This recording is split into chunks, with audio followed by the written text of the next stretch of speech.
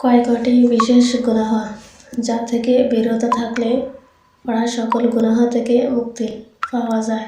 গীবত সবারই জানা, এর দ্বারা দুনিয়া ও আখিরাতের নানা বিপর্যয় সৃষ্টি হয়।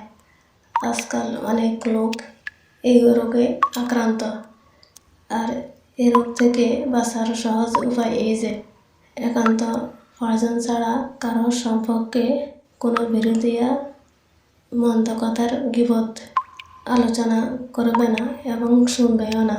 নিজের প্রয়োজনীয় কাজ নিয়ে মশগুল থাকবে। আলোচনা করতে হলে নিজের প্রয়োজনীয় ভালো কথার আলোচনা করবে। আর নিজের কাজে তো শেষ করা যায় না, অপরের মন্দ কথার গীবত আলোচনা করে গুনাহগারী হওয়ার পর্যন্ত নেই।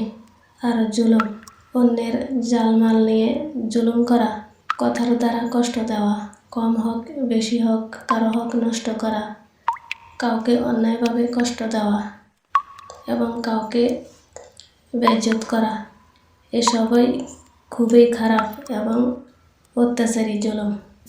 আর নিজেকে বড় মনে করা এবং অন্যদের ছোট মনে করা, এই রোগ থেকেই জুলুম ও গীবত জন্ম নেয়। এছাড়া হিংসা, বিষেদ এবং ক্রোধের মতো নিন্দনীয় প্রবৃত্তি এর থেকেই সৃষ্টি হয়।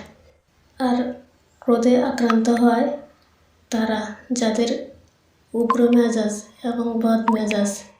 আর এই ধরনের মানুষেরা ক্রোধে আক্রান্ত হলে পরিণামে পস্তাতে হয়, কারণ ক্রোধ অবস্থায় মানুষের বুদ্ধি বিবেচনা হারিয়ে যায়।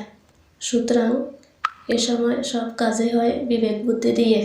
মুখ দিয়ে এমন মারাত্মক কথা বের হয়ে পড়ে, আর হাত দিয়ে এমন অশোভন কাজ সংঘটিত হয় যা অনেক সময় মারাত্মক বিপর্যয়ের কারণ হয়ে দাঁড়ায়। আর ক্রোধ অবলম্বিত হওয়ার পর তখন আর কিছুই করার থাকে না, তা সারা জীবন মনোপীড়ার কারণ হয়ে থাকে।